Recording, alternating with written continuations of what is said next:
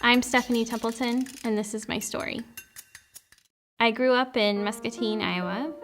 My parents were divorced. They divorced when I was 3, so I don't really ever remember them together. But I grew up in a loving home. We lived in a trailer park, which was hard for me to accept as a kid because I was embarrassed by it. I would notice things that were different about me than somebody else. I didn't want to be different. I wanted to be just like everybody else. I wanted to fit in and have the same clothes and look the same and have the same bike and have the same house. And I remember one night laying in bed, I was like 8, and I just prayed for a house with stairs. Like, I want a house with stairs, God. Can I just have like an upstairs and a downstairs? It'd be so cool, you know?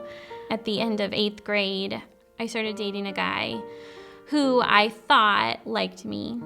A lot of emotional abuse, a lot of you're not good enough for anyone else sort of brainwashing. He would say it in a roundabout way so it sounded nice, but really it wasn't nice.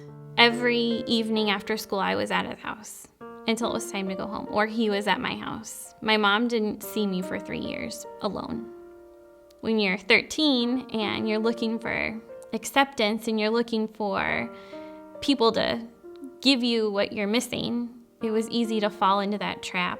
He would threaten me with suicide. He would say he was going to kill himself if I left him, if I didn't spend time with him, if I didn't do the things he asked me to do. He took pictures of me and videos of me in compromising positions and hid them and used them as collateral.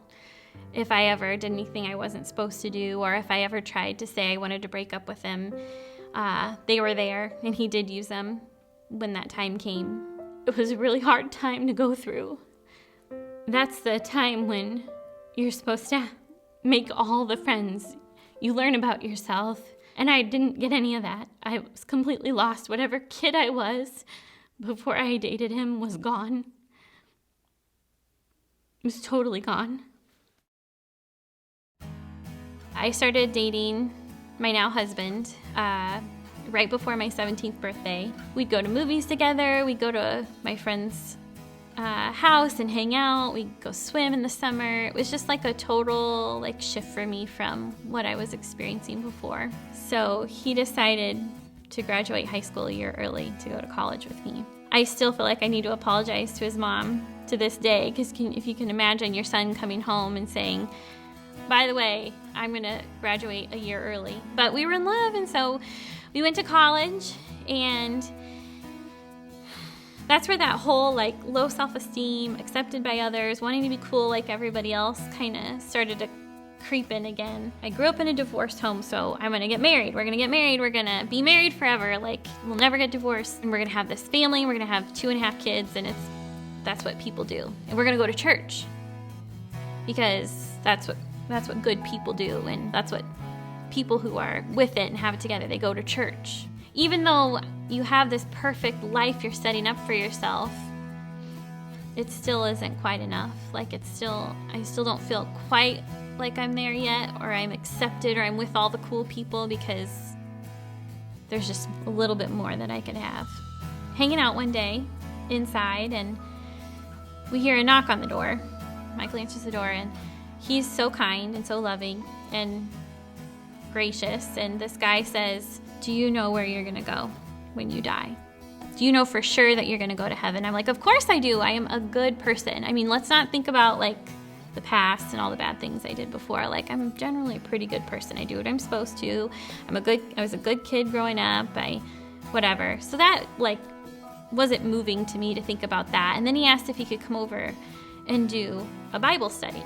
And I'm over at the side, no, do not let this weirdo into our house. And Michael's like, sure, you can come over. And he starts doing a Bible study. What's the first thing I beeline to? What church do you go to? We'll go to that church. So I didn't care about the Bible study so much. So we did a couple of Bible studies, but nothing really stuck with me. And so we went to his church, went to the membership class. The pastor started talking about the story of salvation and their beliefs. And we were super scared. We were like, first of all, we don't know what a story of salvation is. That sounds wackadoodle. And they're talking about all these things that are not what we believe. So we made made a beeline out of there. About 6 or 9 months later, we were out in the yard, our front yard, and he pulls back up again. And he's just making small talk with us. And he's like, about those Bible studies, do you think I could come back? And we started doing the Bible studies, and I had never read the Bible, not one time. I had one, I think, because that's what people do. They have a Bible in their house, but I never read it. As we started to actually open up the Bible and process through it, I couldn't believe what was in there. First of all, there's nothing in the Bible that tells you by being good you're going to get to heaven. And that was a huge eye-opener for me. And that the way to get to heaven is to trust in Jesus. And I had never heard that before. After that last Bible study, he left, and Michael and I sat on our couch. And it was February 15th, 2010. And we prayed to God. We said, we're sinners. We know that. We know that nothing we do will be good enough to get us to heaven. But we know that we have Jesus, who came to earth and died for my sins, rose again, and that I have salvation through him. We prayed that prayer, and we were saved. I thought that I was this person that never quite fit in with everybody else, that needed acceptance from others, that was just not quite in the group. But what I realized is I'm not like everybody else, and I don't need that acceptance. And if I get it, great, but it's okay, because I have a Savior that loves me. I have a God that loves me, and none of those things are going to give me what I need, but God will.